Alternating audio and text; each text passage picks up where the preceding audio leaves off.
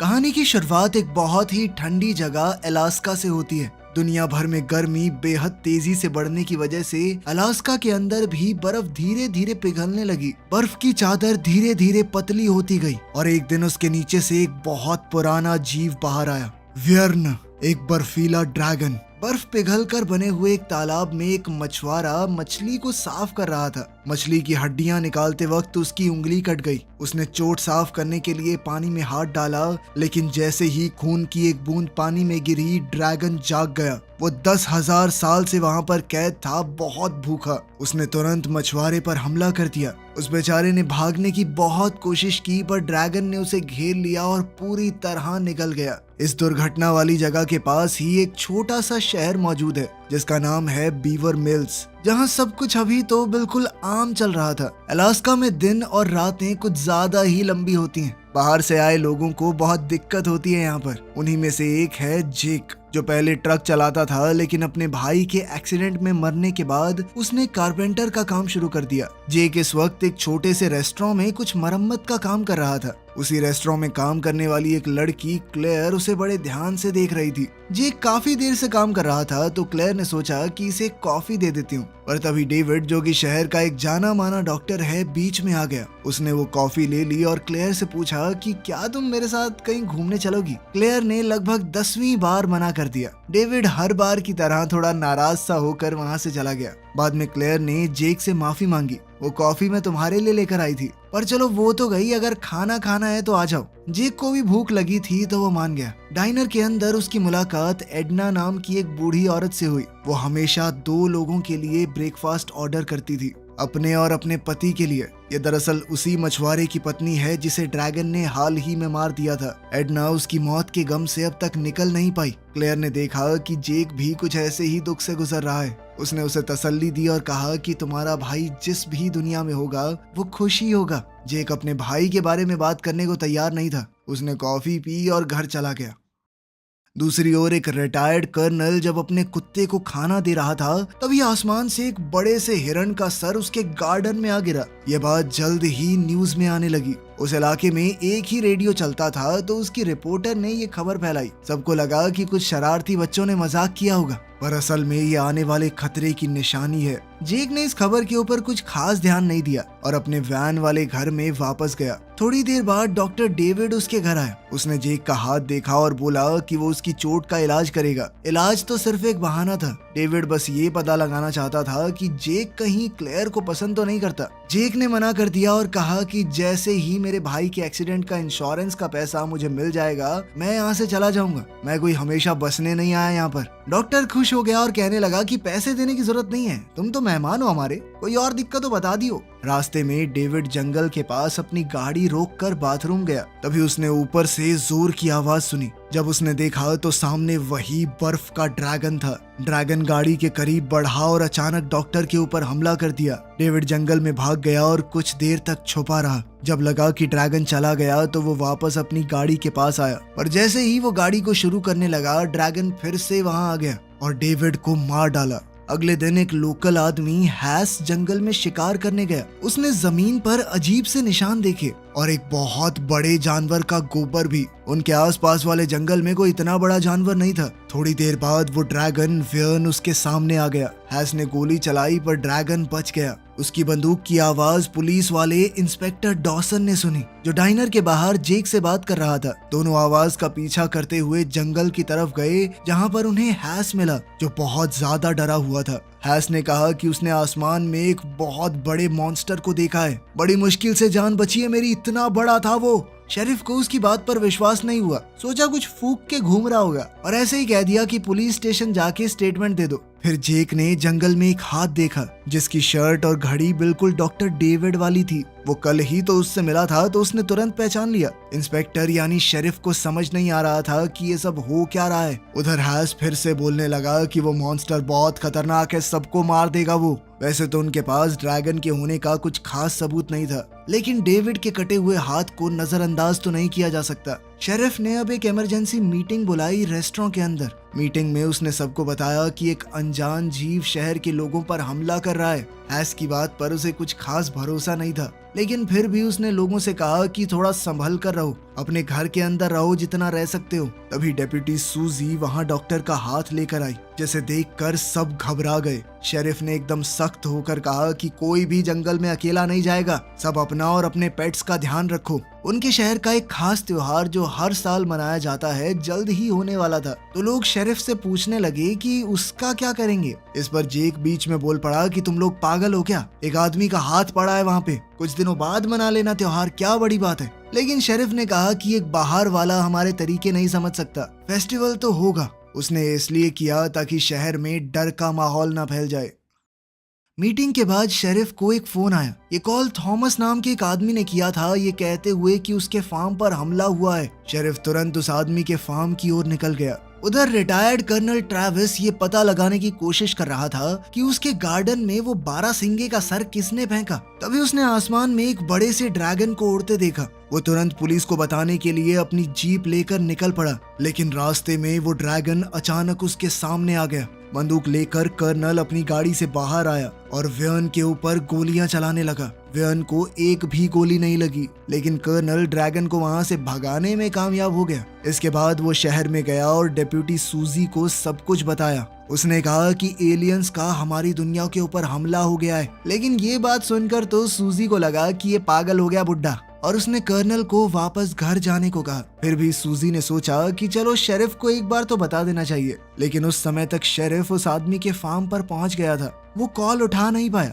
जैसे ही वो घोड़ों के अस्तबल के अंदर गया, उसने थॉमस को आवाज लगाई, जिसके बाद वो अचानक ही खून के तालाब में फिसल गया। वहां पड़े शेरिफ को अचानक थॉमस की लाश दिखाई दी। उसे इतना खून खराबा देखने की आदत नहीं थी। शेरिफ इतना घबरा गया कि बेहोश ही हो गया। तभी कर्नल भागकर हैम्पटन के पास गया, जो रेडियो स्टेशन में काम करती है। उसने हैम्पटन से कहा कि जल्दी से मॉन्स्टर के बारे में इमरजेंसी अनाउंसमेंट कर दो, पर हैम्पटन ने मना कर दिया क्योंकि इस तरह की अनाउंसमेंट वो सरकार की परमिशन के बिना नहीं कर सकती। कर्नल को इस बात पर बहुत गुस्सा आया, पर वो भी क्या करता। इसके बाद वो अपने दोस्त फर्ले के पास पहुंचा, जो कि इस वक्त फेस्टिवल के लिए खाना बना रहा था। लेकिन उसने भी कर्नल की बात पर विश्वास नहीं किया। लेकिन जल्द ही सबको यकीन हो गया जब व्यान खुद शहर में आ गया, वो भी सीधा रेडियो स्टेशन के सामने। ड्रैगन को देखकर हैम्पटन ने तुरंत मदद के लिए रेडियो से मैसेज भेजने की कोशिश की, लेकिन ड्रैगन ने जल्दी से बिजली का पोल ही तोड़ दिया,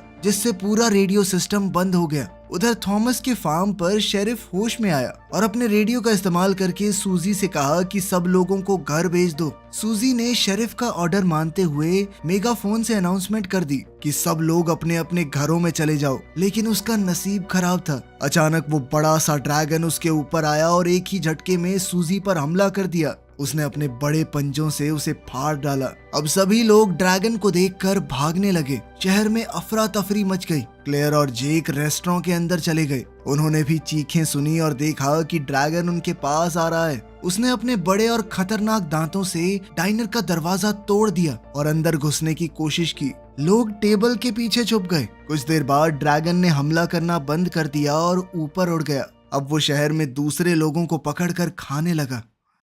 थोड़ी देर बाद हैम्पटन और फर्ले भी डाइनर में आ गए और सबको बताया कि वो खतरनाक क्रीचर लोगों को एक के बाद एक खाता जा रहा है। सबको ये जीव बहुत अजीब सा लग रहा था। तब क्लेयर ने कहा कि शायद ये एक ड्रैगन है, पुरानी कहानियों जैसा। इस पर हैम्पटन ने उसे पागल कहा, पर हैस ने कहा कि हर एक देश में ऐसी रहस्यमयी ड्रैगन्स की कहानियां होती हैं। उसने बताया कि पुरानी कहानियों में ऐसे ही एक ड्रैगन का नाम है, जिसका नाम था व्यर्न, जिसका जन्म नर्क में हुआ था। वो बहुत भूखा है। कहानी के मुताबिक शुरुआत में ये ड्रैगन सिर्फ बुरे लोगों को खाता था, लेकिन बाद में इसकी भूख इतनी बढ़ गई कि इसने सबको खाना शुरू कर दिया। जब उसने देवताओं के राजा ओडिन पर हमला किया तो ओडिन ने उसे बर्फ के एक पहाड़ में कैद कर दिया। अब जब दुनिया भर में बर्फ पिघल रही है तो शायद व्यर्न भी आजाद हो गया हो।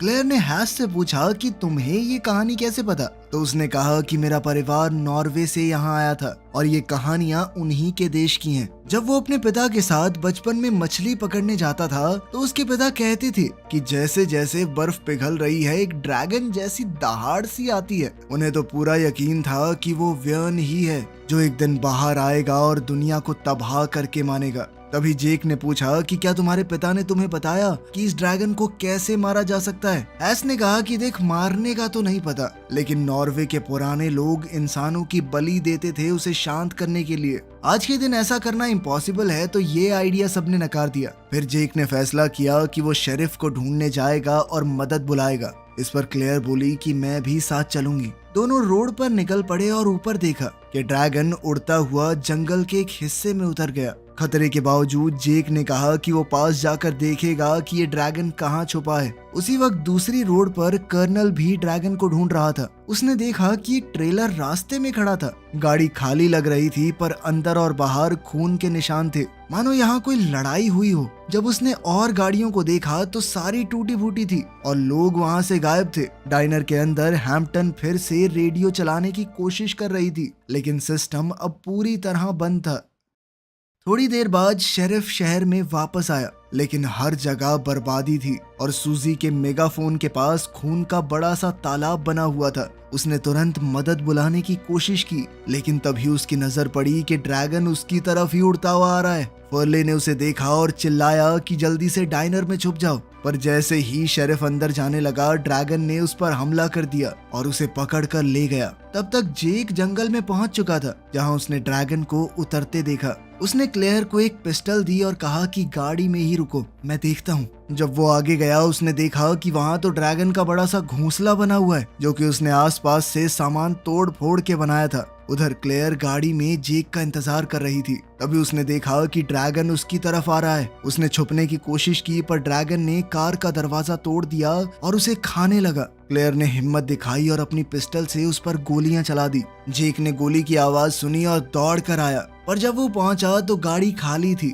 और ड्रैगन गायब। खुशी की बात ये थी कि उसे क्लेयर जंगल के बीच में नजर आ गई। वो बड़ी मुश्किल से ड्रैगन से बच पाई थी। कुछ ही सेकंड बाद कर्नल वहां आया। वो भी बंदूक की आवाज सुनकर आया था। उसने बताया कि रास्ते पर गाड़ियां बिखरी हुई हैं। उसका मानना था कि ड्रैगन चाहता है कि लोग यहाँ से बाहर ना जाएं, ताकि उसके पास खाने की कमी ना हो। ड्रैगन को रोकने का अब सिर्फ एक ही तरीका है, उसे मारना। लेकिन कर्नल को ये भी पता था कि वो अकेला ये नहीं कर सकता। तीनों तुरंत शहर वापस चले गए। जेक ने कम्युनिकेटर की मदद से हैम्पटन से बात की और शेरिफ से मदद बुलाने को कहा, लेकिन तभी हैम्पटन ने बताया कि शेरिफ को तो ड्रैगन ने मार दिया है। जेक अब दूसरा प्लान सोचने लगा। कुछ देर बाद वो तीनों डाइनर वापस पहुंचे और सबको ड्रैगन के घोंसले की लोकेशन बताई, लेकिन उनके पास ज्यादा हथियार भी नहीं थे। उन्हें मदद के लिए किसी से तो बात करनी पड़ेगी, लेकिन फोन भी तो काम नहीं कर रहा।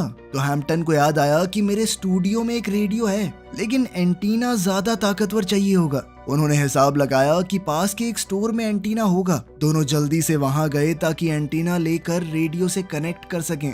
रास्ते में उन्होंने शेरिफ की गाड़ी देखी और अंदर से हथियार और गोलियां लेकर कर्नल को दे दी, ताकि वो बाकी बचे हुए लोगों में उन्हें बांट दे। फिर वो दोनों स्टोर में गए। जेक ने छत पर चढ़कर एंटीना के 4 स्क्रूज निकाले। जब वो एक एक करके सारे पेंच खोल रहा था तो ड्रैगन फिर से आ गया। सिर्फ एक ही पेंच बचा था तो हैम्पटन ने जेक की मदद करने के लिए पिस्टल निकालकर ड्रैगन पर गोलियां चलाई, जिससे जेक को एंटीना निकालने का और वक्त मिल गया। दोनों जल्द से जल्द डाइनर वापस आ गए। वो बड़ी मुश्किल से ड्रैगन से बच पाए थे। जैसे ही वो डाइनर में गए, हैम्पटन ने एंटीना लगाया और रेडियो से कनेक्ट कर दिया। जेक ने रेडियो की फ्रीक्वेंसी को सेट करके वहाँ की सिक्योरिटी एजेंसी से बात की, लेकिन सिग्नल इतनी दूर जाने के लिए कमजोर था और एजेंट बस बार बार पूछे जा रहा था कि क्या हो रहा है। जेक ने सोचा कि लोग वैसे भी ड्रैगन के सच को नहीं मानेंगे, इसीलिए उसने शेरिफ बन के बात की और कहा कि एक बहुत बड़ी गैस एक्सप्लोजन हुई है यहाँ पर और बहुत सारे लोगों से बातचीत नहीं हो पा रही। हमें मदद की बहुत जरूरत है, जल्दी भेजो।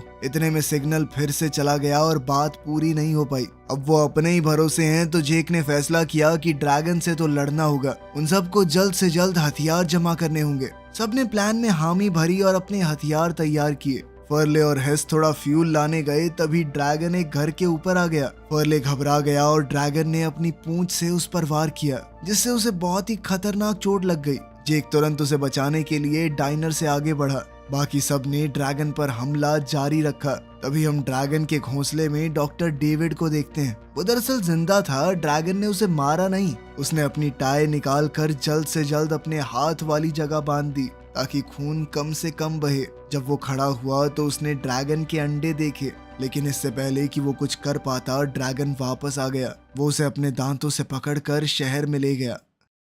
उधर ड्रैगन के जाने के बाद से क्लेयर और जेक ने कॉफी पी और थोड़ा आराम किया। वो बातचीत कर ही रहे थे कि तभी हेस ने कहा कि वियर्न वापस आ चुका है। सबने बाहर देखा तो ड्रैगन ने डेविड को जमीन पर छोड़ दिया, मानो वो चाहता हो कि वो लोग उसे लेने बाहर आए। जेक जानता था कि ये ड्रैगन उन्हें फंसाने के लिए ये सब कर रहा है, लेकिन फिर भी वो डेविड को यूं मरने के लिए नहीं छोड़ सकता था। वो उसे बचाने के लिए गया। जब ड्रैगन ने उस पर हमला किया तो जेक ने अपनी पिस्टल चलाई। हेस और कर्नल ने भी कई गोलियां चलाई, लेकिन ड्रैगन तेजी से आगे बढ़ रहा था। फर्ले ने घायल होने के बावजूद भी दौड़कर ड्रैगन का ध्यान भटकाया और ये प्लान काम कर गया। जेक ने डेविड को कैफे तक सुरक्षित पहुंचा दिया, लेकिन ड्रैगन अब फर्ले को पकड़कर अपने घोंसले में ले गया। बाकी सबको अपने एक और साथी के बिछड़ जाने पर दुख हुआ। थोड़ी देर बाद रेडियो पर अथॉरिटीज का मैसेज आया। एक रेस्क्यू हेलीकॉप्टर को भेजा गया था, पर जैसे ही हेलीकॉप्टर शहर के पास आया, ड्रैगन वापस आ गया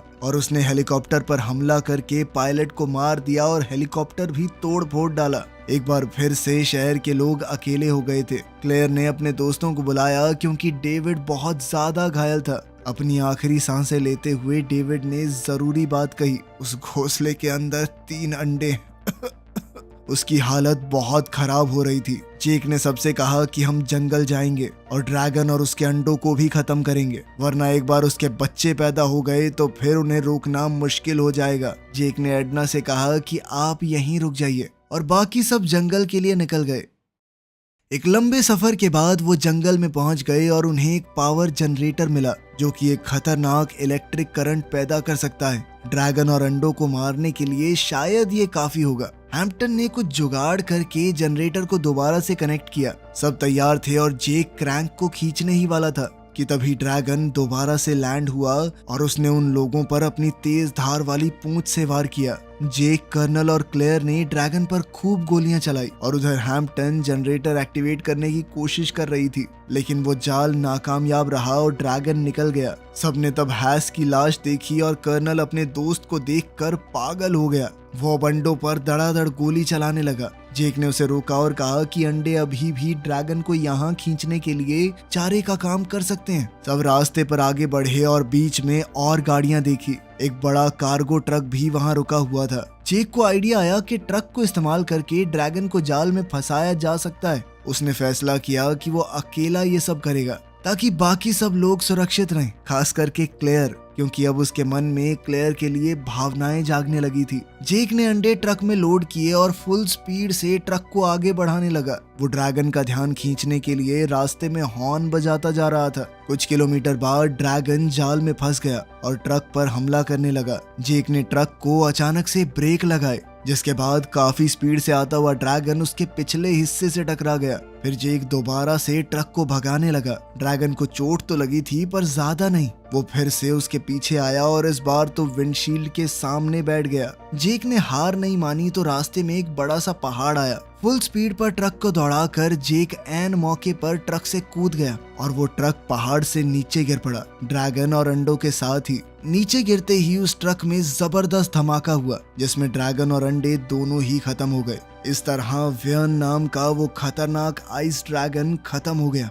शहर के बीचों बीच सभी बचे हुए लोग, खास करके क्लेयर, जेक के वापस आने का इंतजार कर रहे थे। थोड़ी देर बाद जब जेक वापस आया तो उसने सबको बताया कि खतरा टल चुका है और उसने फैसला किया कि वो इस शहर में क्लेयर के साथ कुछ और समय रुकेगा। वीडियो पसंद आई तो लाइक कर देना, चैनल को सब्सक्राइब कर लेना। मिलते हैं अगली वीडियो में।